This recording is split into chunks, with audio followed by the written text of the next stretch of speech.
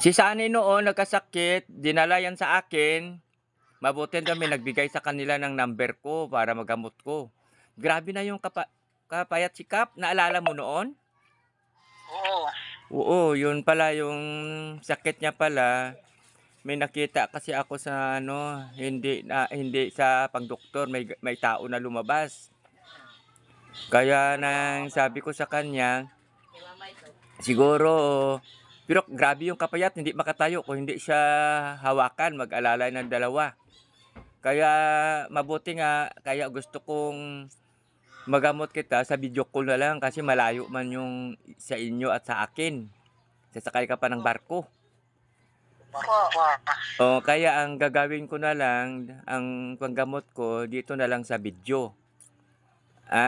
Ang nakikita ko sa sakit mo na yan, tinatawag din natin yan ng minsan mahirapan ka maghinga.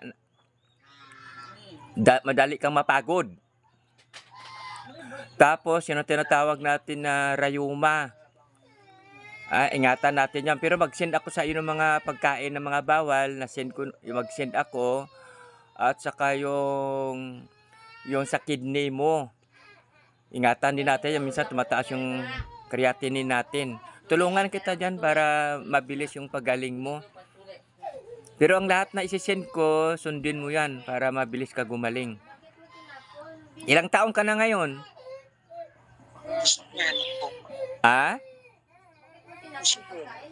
Oh, bata pa. Ako nga, 65 na. Siyempre, ang nakikita ko kasi sa iyo, mayroon akong sa katawan mo, sa mukha mo pa lang, may nakita ako sa iyo na tinatawag natin na pasma sa mga kaugatan. Siyempre, pag pagod tayo sa trabaho, siguro ang nakita ko sa mukha mo, parang karpintero ka. Tama ba? Yung aking kutob. Yan ang sa pagpapanday, siyempre minsan pagod din yan. Iwasan natin minsan dapat yung maligo, hugas, pagpagod tayo. Tapos ang nakita ko sa iyo, nanghihina yung mo, katawan mo. Madali kang hapuin. Kunting lang, nahapo ka na. No? Tama ba?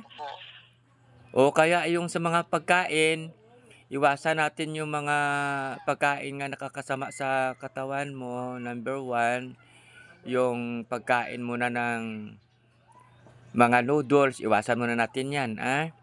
Lahat ng mga pagkain na may mga synthetic, mga preservative, iwasan muna natin yan. Soft drinks, iwasan din.